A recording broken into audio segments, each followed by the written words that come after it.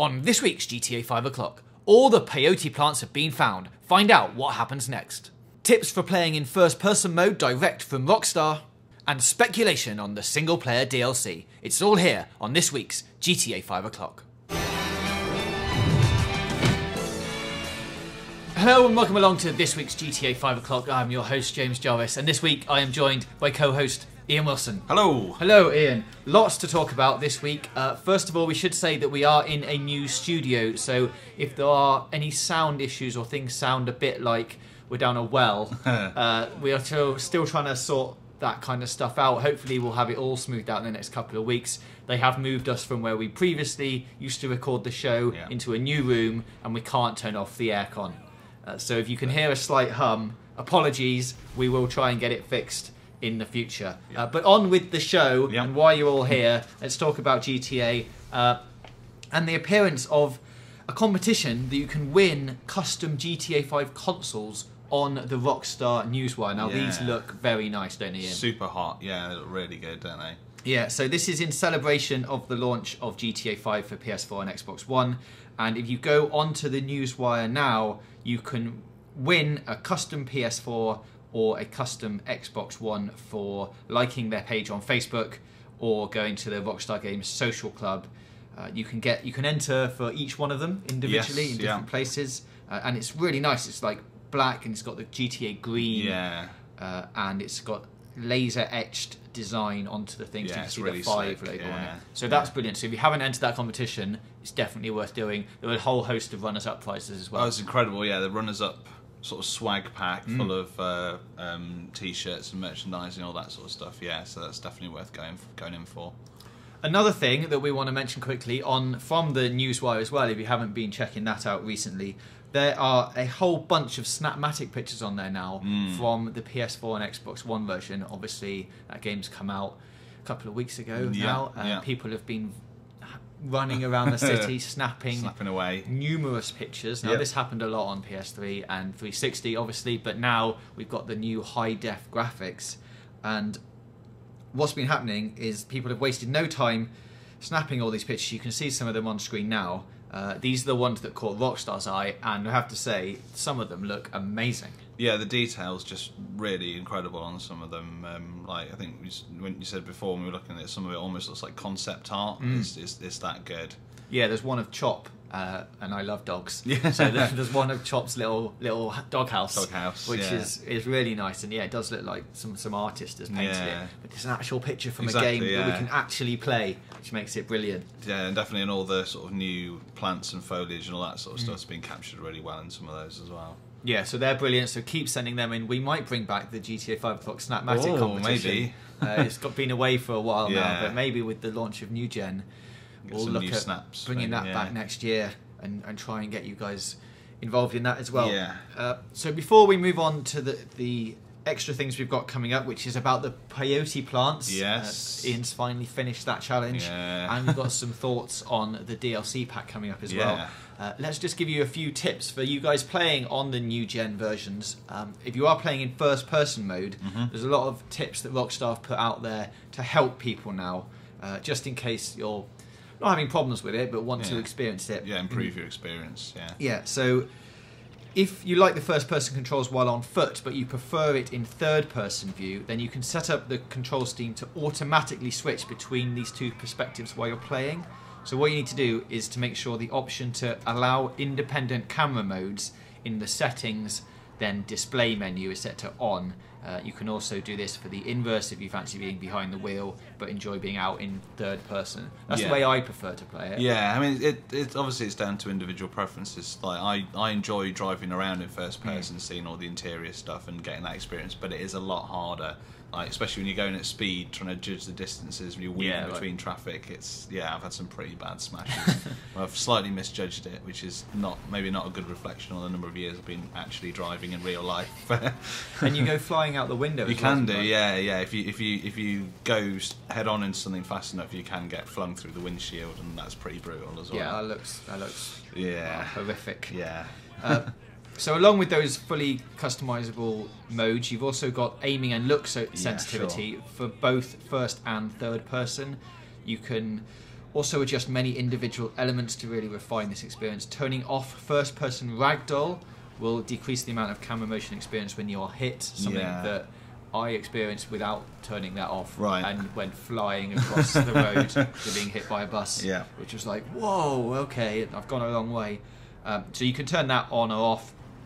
You can also toggle the first-person combat rolls and the head bobbing. So you notice sometimes when you run in first person now, you get that swaying from left to right. Some people don't like that. I was going to say, obviously, like some people tend to get like motion sickness and things like that if there's too much movement going on. So obviously, if you're sort of afflicted by that, then that can really help you out as well. Yeah, and the combat rolls are quite disorientating. They're weird. They're really weird. Yeah. So you can also turn them off, and to take full advantage of GTA 5's first third-person cover system while in first-person mode. That's difficult to say.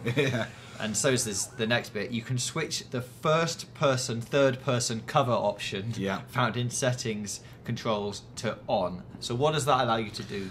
So basically your first person, when you're running around, whenever you press the cover button to snap to some cover, it then pulls back out to third person. You see what you're going. If you've ever played, this is going to be a good callback, Quantum of Solace. Oh, of course. Who hasn't? Exactly, yeah. The James Bond game they did for that had a very similar system. But yeah, basically it just means that when you're in cover, it gives you a wider field of view. You can see like where you are actually in cover, and it helps you out if that's how you want to play it.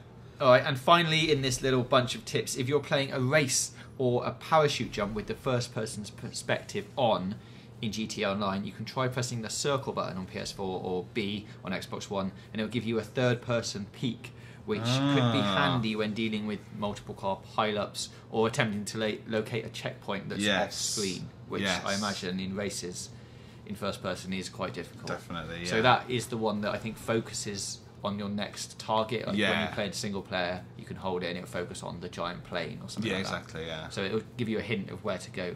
Don't rely on it in free roam because it switches you to the cinematic camera and that. Which is cool, but it's quite hard to navigate.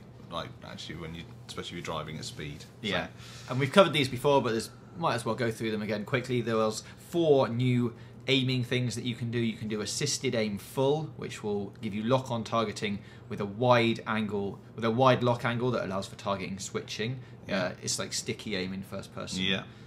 You can have assisted aim partial, lock-on targeting with a medium lock angle. The reticle slows down whenever it passes over a target. Free aim assisted, snap locking target with a narrower lock-on angle, and free aim for the hardcore. Totally, no lock-on whatsoever. Do what you want. Pretty tough. Yeah, I mean, I quite like, in a single player anyway, the assisted aim full. Yeah, just locking on and flicking between targets makes it a lot easier, doesn't it? So, but obviously, especially in like online death matches and things, like some people frown upon that sort of thing. I think there are options in there. You can turn that off completely and make it a bit more hardcore if that's what you want to do. Definitely. So those are the little tips that we've got for you this week. Moving on to the big meat that we teased last week. The peyote plants. Oh yeah. So there was 27 of these to find. There are indeed. Last week we didn't have them all. No. This week we have found them all. Yeah. There's been some sterling work done on the GTA forums by everyone's been out searching around the map for these. Some of them really tricky to find. I mean, like at the bottom of the ocean, a few of them. There's a couple where you've got to actually land a helicopter on the roof of buildings to get to balconies that otherwise would be inaccessible to get them. So yes, there's a lot of work. It's been like sort of a big team effort to track them all down in such a short period of time. So we will have a guide on that on the channel probably coming up quite soon, and you can check the guide hub on Games Radar, which will have a big map and show you where to get everything. Yeah. Written by Ian. That's me, yeah. There he is. So we'll have a link for that in the description as well. If you don't want to know what happens when you do collect them all, you should skip the next couple of minutes of this, because we're going to tell you. But what does happen, spoilers coming up now, it's so exciting. What happens, Ian? What happens? Nothing. Nothing happens. God damn it! I thought we were going to get to do something with the jetpack. Oh, it's such a shame. Like, there's no notifications or anything pop up. It just comes up and says 27 out of 27 collected, and that's it. One thing that does happen is that all of the plants respawn, so you can go back and use them again. Right. If you want to sort of play around doing the different animals and doing that again, they are still available, so it's not all completely shut off once you've finished the collection. But as things stand at the moment, it looks like that's possibly the end of it. Yeah, well, I have a theory. You have a theory. Which I've been telling Ian all morning about. Yeah, making me quite sad. He refuses to believe me. So there is what some people were considering a glitch in this process of collecting things. Yes. It's number 9 on the map of the GTA forums, I think. It is, yeah. Do you know where that is? It's the one, it's on top of Ratton Canyon, I think it is. It's the Alamo Sea overlook. And basically you go up to the top of a hill near Ratton Canyon. It's kind of overlooking the main railway line with a bridge and everything that goes through there. Looking down over the Alamo Sea, there's like an observation deck, and the Peyote is just off to the side of it. That, as you say, that one, sometimes it seems to be when you die with one of the characters, sometimes the encounter gets a bit messed up and you lose one of the plants you've already collected. And it's that one. And it is that one. It always seems to be that one as kind of respawned. And you have to go and get it again. So if you are missing some, that's probably the one you're missing. So go back and get that one. Yeah. But what I've gleaned from this is it could be a little hint to maybe a suggestion that you have to collect them all without dying with any of the characters. Because why would that happen? Why would, why would maybe if you die it goes, oh, you need to get that one again. It could be a hint. It's definitely not a glitch. Nope. Definitely not. It could be a hint of collecting them all. So what I'd like to do is someone to try that. Yes. Because they all respawn once you've got all 27, it could be that they've all respawned because you haven't done something right. So you have to have another opportunity, possibly doing them in a certain order. That would be insane, but maybe. Or you have to collect them all in a certain time frame or without dying or something like that. So there's quite a few other avenues to explore. You have a slightly different theory on the thing that there might be another random event. Yeah, I mean, we've been looking at, we mentioned the monkey mosaics previously, which is one of the other new things that's been added into the new version of the game.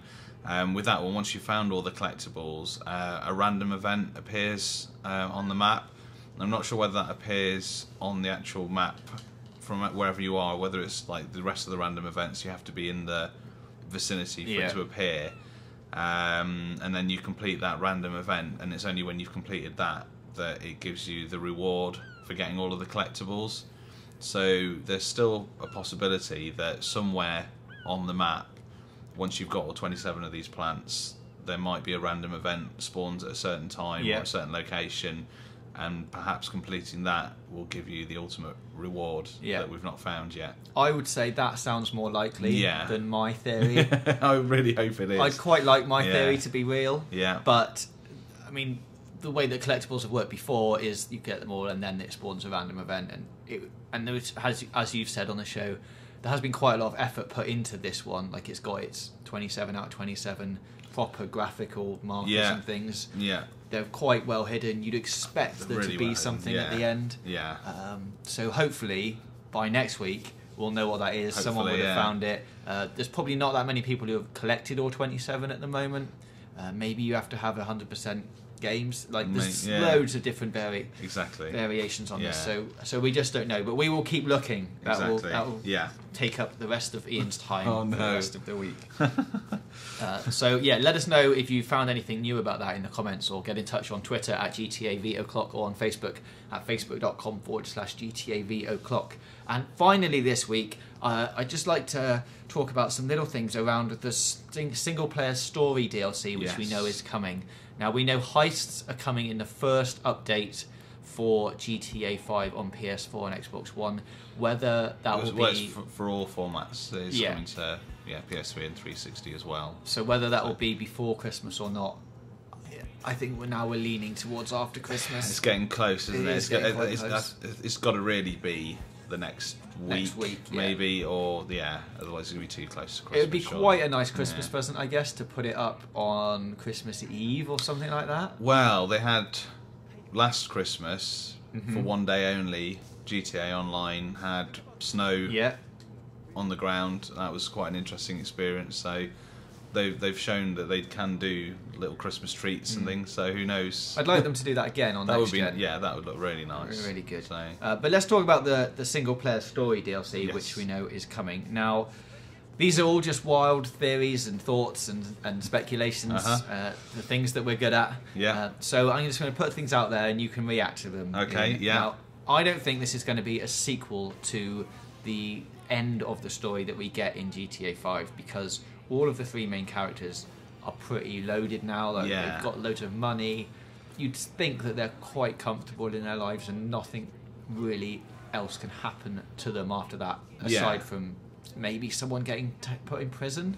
Yeah, maybe. I mean, that sounds very plausible, as you say. But by the end of the main story, everything is pretty much wrapped up, and they're all pretty comfortable with their situation. So there doesn't seem to be a lot of scope to go anywhere from there. Yeah. So, but then, you know, mentioning the prison, it's not in the single player game currently. It exists as a thing in the world that's quite detailed. Trevor causes a lot of problems. Maybe they want to throw him in there for a bit. Yeah. Start you having to bust him out again or something. But, maybe. You know, who knows? We'll see. Yeah. I think it possibly could be set in between North Yankton and the main game starting. We've mentioned this before on the show as a possible time frame. There's a lot of space there to fill, so that's a possibility. Maybe they all work for the same character during that period, which will allow their storylines to intertwine but not physically see each other, because obviously we know they don't know each other. Michael and Trevor do. But you'd think that they wouldn't be able to have that much interaction in this if it was set before the main game, because it wouldn't make sense for when they met up again. They'd be like, oh, I saw you doing that thing that we did a few years ago. What if it was set before North Yankton as well? Yeah. So it could be sort of them building up their criminal businesses until, and sort of the finale of that could be actually planning the heist, using the heist planning situation to plan the cash depot robbery in North Yankton, which obviously then leads into the prologue of the main story. Yep, that could work. I mean, I think that's a reasonable thing to assume that could happen. I thought that we might get a single piece of DLC for each character. Yeah. So it might be that it's wrapped up in a package, but you get 3 individual sort of storylines stemming off of that.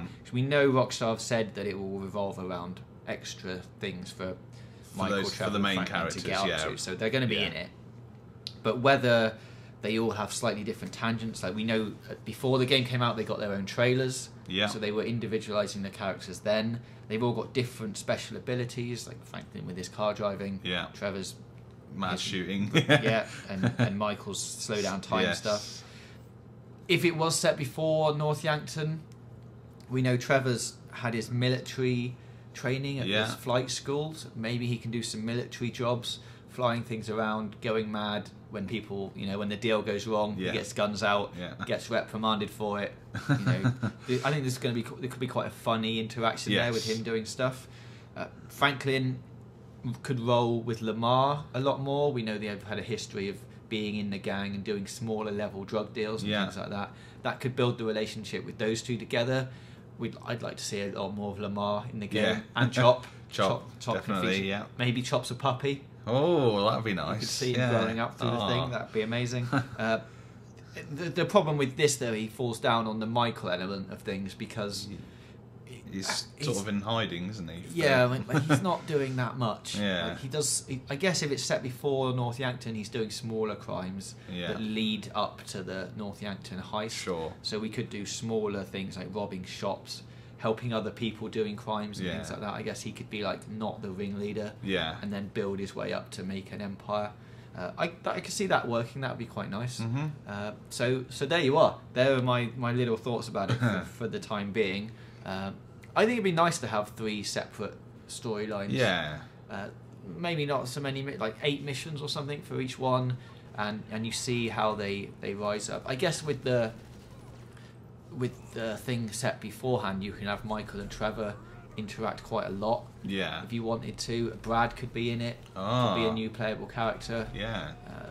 And then Lamar could be off somewhere else in Los Santos doing his own thing, and Yeah. you've got Michael and Trevor and Brad doing heists and stuff like that. Mm-hmm. Could be an interesting dynamic to play.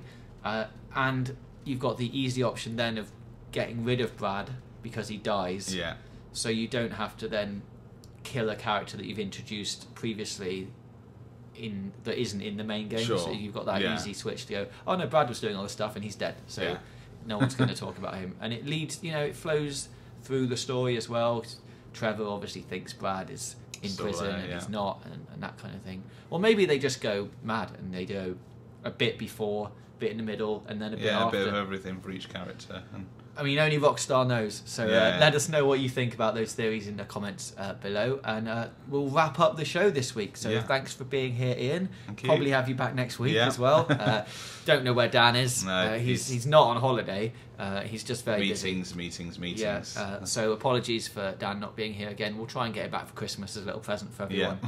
So come back next week and we will finally crack the Peyote mystery. Let you Yes. know if there are any random events or anything. There's still the mystery of the rock behind the Chiliad mural, Yeah. which apparently might now be a graphical glitch, but we will find out.